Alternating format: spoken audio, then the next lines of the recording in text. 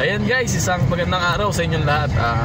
Meron ulit nagpa-schedule sa atin ngayong araw kahit medyo maulan.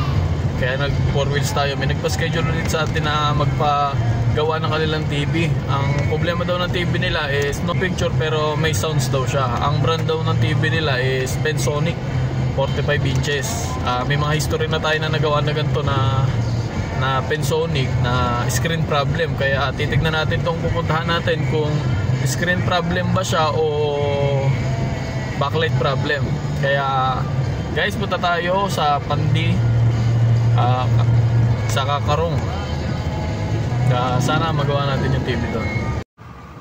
Ayan, at nandito na nga po tayo sa Pandi, Bulacan, sa Padre Pio Kakarong Siling Bata, Pandi, Bulacan. Ayan. Kaya shoutout po sa mga tiga Pandi po. Hahanapin na lang po natin dyan yung bahay ng ating customer. Ayan, at nandito na nga po tayo. Tetestingin po natin ang kanilang TV.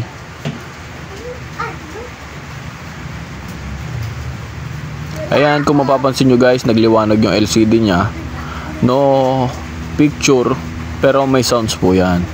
LCD problem po ang TV nila, hindi po siya backlight problem. Kasi po may liwanag. At buksan na nga po natin ang kanilang unit. Testingin ulit natin. Ipapakita natin na meron siya talagang backlight. Yan, makapansin nyo, yan yung mga tinuturo ko na mga ilaw. May liwanag yung LCD nya, pero no image po siya. Ayan, pakita ko po ulit. Ayan, no image po siya. Hindi po nagpa-function yung LCD ng kanilang TV. Ihang po natin yung yung sa right side ng screen nila. Kasi pangareno, dyan lagi yung nakikita nating problema sa mga ginawa natin ganyang unit. Nakapaggawa na po tayo ng ganyang unit sa Caloocan at saka sa San Rafael, Bulacan. Ayan, oo nga.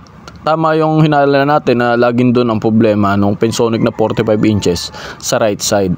Kaya yan, re-repair natin siya dyan sa right side. At ito, hindi na po natin napakita kung paano natin re-repair kasi medyo delikado. Baka subukan ng ating mga customer repair yan.